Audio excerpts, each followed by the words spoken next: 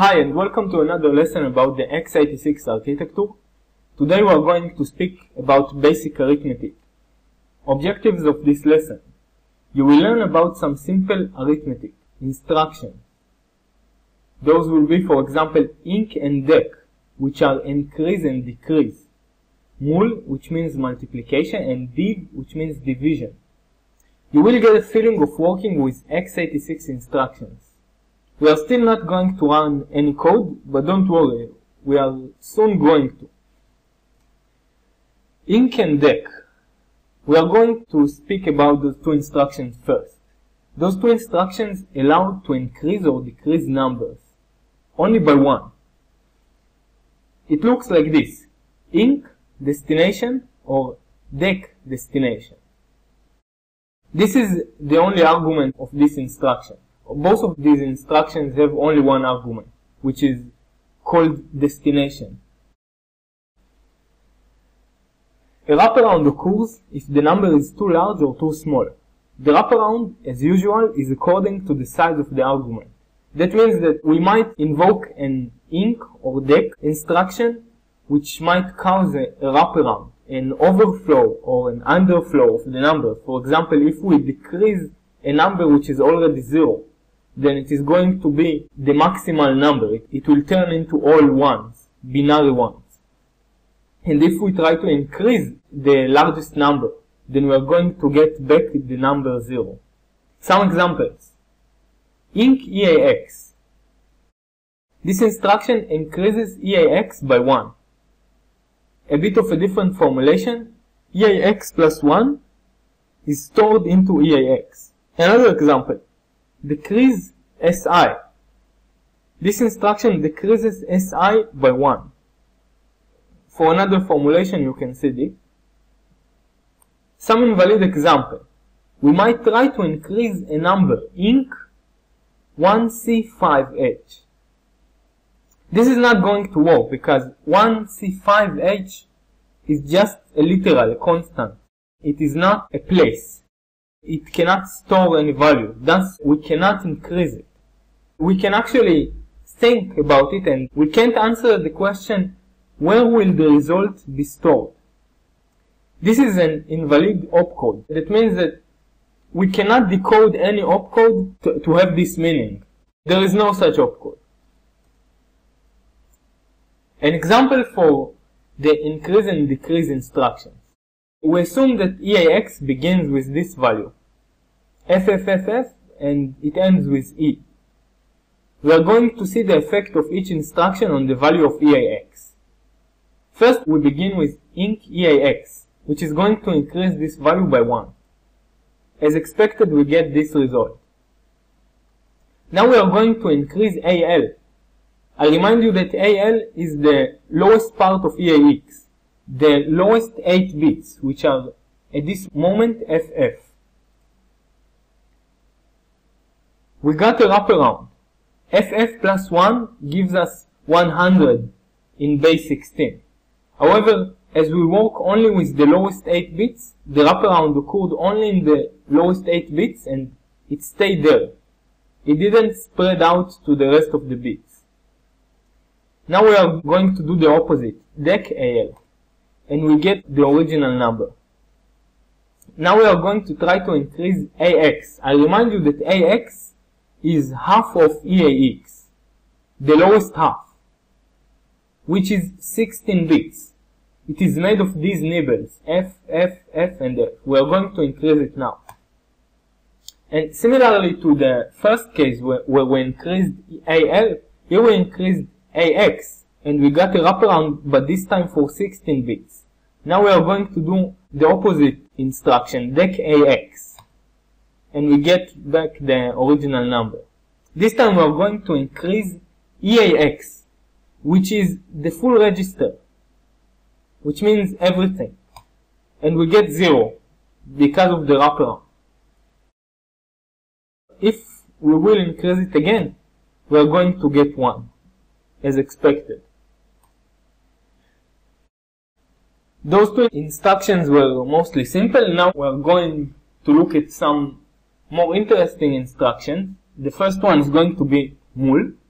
mul allows to multiply numbers. Strictly speaking, we are talking about unsigned multiplication, which means that we multiply unsigned numbers. We don't look at the sign of the number. If you can recall, we have spoken in the past about the two's complement and numbers where the first bit determines the sign. So this time we are not going to consider these kind of numbers. We are only looking at unsigned numbers, which are the simple representation in base 2. It looks like this: mul and argument. It has only one argument, surprisingly. We are going to soon see how could it work with only one argument, as we know that mul has to multiply two numbers. It has some forms. The first form is the very first one, historically speaking. It is going to happen if the argument is of size 8 bits. For example, if we chose some small argument like CH or CL or maybe AL or DL or DH, it performs this action. It takes AL, multiplies it by the argument, which could be any argument of size 8 bits, and it takes the result and stores it back into AX. I'll remind you that AL is of size 8 bits and AX is of size 16 bits. By the way, your processor has all the forms. I have a 64 bits processor made by Intel, x86 architecture. It supports all those three forms, the multiplication of 8 bits, 16 bits and 32 bits. We have those different forms mostly for backwards compatibility. Let us speak about the form of the 16 bits. Here the argument is of size 16 bits and we are going to multiply AX by this argument. This time the result is going to be inside DX AX. You might be wondering about this notation. This actually means that we are thinking about the number that we get by concatenating DX and AX, by putting them one next to each other. This number is actually of size 32 bits. In the days of 16 bits, we didn't have any register of size 32 bits. We could actually get something of size 32 bits by combining two different registers, DX and AX. Here we sometimes say that DX extends AX. The last form, which is more modern, is for arguments of size 32 bits. And this time we multiply EAX by the argument and we get usually a large number, which is going to be stored inside EDX EAX.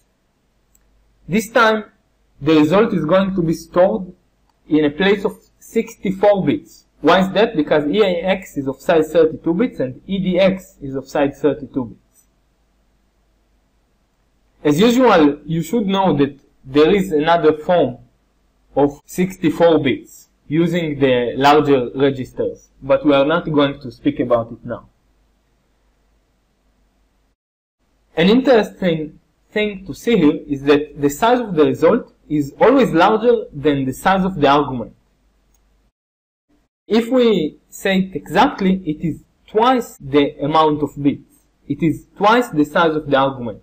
And there is some logical explanation of that. Why is that?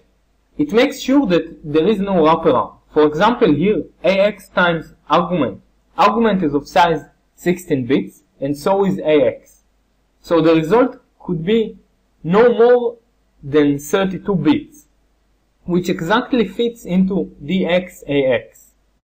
For example, here, EAX times argument. EAX is of size 32 bits, and argument is also of size 32 bits. The result of the multiplication could be of size no more than 64 bits, which should fit in exactly here, into EDX EAX. Some examples. Mul ECX. This multiplies EAX by ECX and stores the result inside EDX EAX. We can formulate it a bit differently, maybe more mathematically, something like this. EAX times ECX is stored inside EDX EAX. Another example, mul SI. This one multiplies AX by SI and stores the result inside DX AX. A different formulation, AX times SI is stored inside DX AX. Another example, mul AL. This one multiplies AL by AL. This is interesting. Actually, AL is in two different roles here. It is the implicit register that everything is multiplied with, and at the same time it is also the argument. So here we multiply AL by AL, and we store the result inside AX. As usual, we are going to consider some invalid example. We can look at this, mul 2AH. You might be wondering what is wrong with this example, because you might be thinking, well, this probably multiplies AL or maybe AX by this number, 2A, and stores the result somewhere. Well, you can't do this. There is no such opcode. And actually, there is no specific reason. Maybe because of some kind of historical limitation. Maybe in the past it was hard to produce such opcode. And the reality is that there is no such opcode, so you can't do this. You always have to move the number inside the register and only then multiply. Example for the mul instruction. We assume these initial values inside EDX, EAX, and ECX. We intentionally put EDX and EAX next to each other, so you can see the full numbers here, because usually EDX extends EAX. We begin with the first instruction, mul ECX. This is going to multiply EAX by ECX and store the result inside EDX EAX.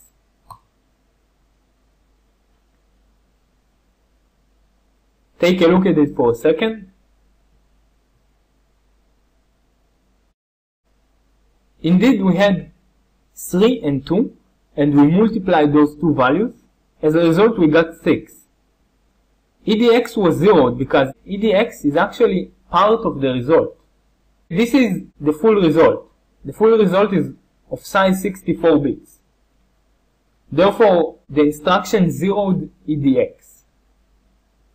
The next instruction is mul ECX. This is going again to multiply EAX by ECX. And as expected, we got C, which actually means 12. And we know that 2 times 6 is 12. We move on to a simple move instruction that just moves this number into AX, nothing very special. Now we are going to invoke this instruction, mul AX. This is actually going to multiply AX by AX.